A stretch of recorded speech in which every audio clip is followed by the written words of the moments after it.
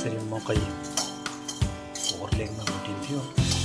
धेरैजना हाम्रो परिवारमा ओर्लेङमा मजाले भुटेर त्यहाँदेखि मही खाएर बच्चाहरू बनाएको हुन्थ्यो।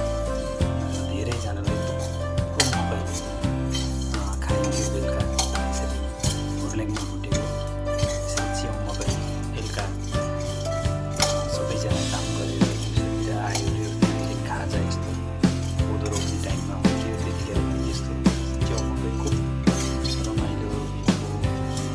त्यो बेलामा घरमा गाईबस्तु प्रशस्त, दही दुध प्रशस्त, त्यो हुँदाखेरि रमाइलो हुन्थ्यो। आजभोलि यो मकै यसरी च्याउ मकै हुँदै गर्दा उहिलेको जमानाको याद आयो। हजुरआमाहरूले यसरी मकै रोप्नुहुन्थ्यो।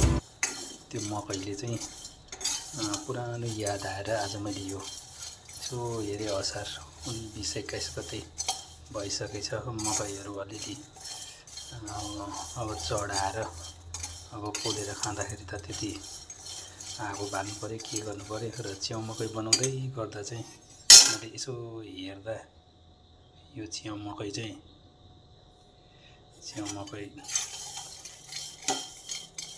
पुरानो जमानाको याद आएर चाहिँ मैले यहाँ एउटा मकै भुट्ने एउटा कराई बनाएको छ।